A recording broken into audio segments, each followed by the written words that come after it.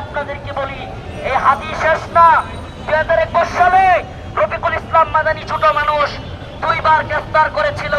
তারপরে একে একে শত শত আলেমকে এই শয়তানের দল হিন্দুত্ববাদী ভারত রয়ের কথায় আওয়ামী লীগ সরকার সমস্ত আলেমদেরকে গ্রেফতার করেছিল। আপনাদের মনে আছে?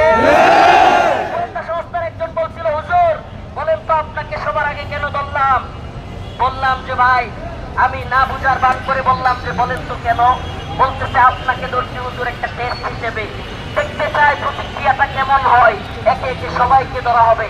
আল্লাহর কসম করে বলছি, আল্লাহকে সাক্ষী রেখে বলছি, গোয়েন্দা সংস্থার লোকেরা আমাকে এই কথা বলেছিল, হুজুর আপনাকে ধরে টেস্ট করেছি, 1-2 দিনের মধ্যে দেখবেন সবাইকে গ্রেফতার করা হবে। আস্তে আস্তে বাংলাদেশের সকল আলেমকে গ্রেফতার করা হয়েছিল। একইভাবে আমরা যদি হাদি ভাইয়ের এই সংগ্রামী জীবন এত কিছুর পরেও তার দিনে দুপুরে গুলিটা যদি মেনে নেই, আমাদের আরো যারা যারা আছে আজকে যারা কিনা হিন্দুত্ববাদীদের গোলামি করছে না, আপনাদের সমস্ত ওই সমস্ত এরা টার্গেট কিলিং করে কথা বলতে চাই। প্রিয় ভাইয়েরা আমার, আমাদের পথ দাওয়া অর্থাৎ শাহাদাতের পথ, আমাদের পথ গণতন্ত্রের পথ না।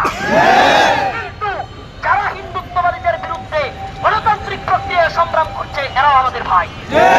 আমাদের পথ অভিন্ন হতে পারে, কিন্তু আমাদের লক্ষ্য এক।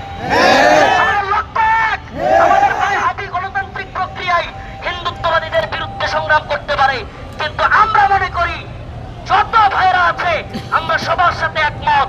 আমরা কাঁধে কাঁধ রেখে বাংলাদেশের জন্য, এই উপমহাদেশ, এই ভূখণ্ডের জন্য এবং ইসলামের জন্য লড়াই করে যেতে চাই। আমরা আছেন তো ইনশাআল্লাহ? কথা দিলাম ইনশাআল্লাহ।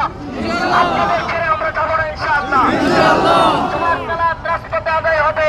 শাহেখ জসিমউদ্দিন রহমানী হাফিজাহুল্লাহ জুমার সালাত আদায় করাবেন।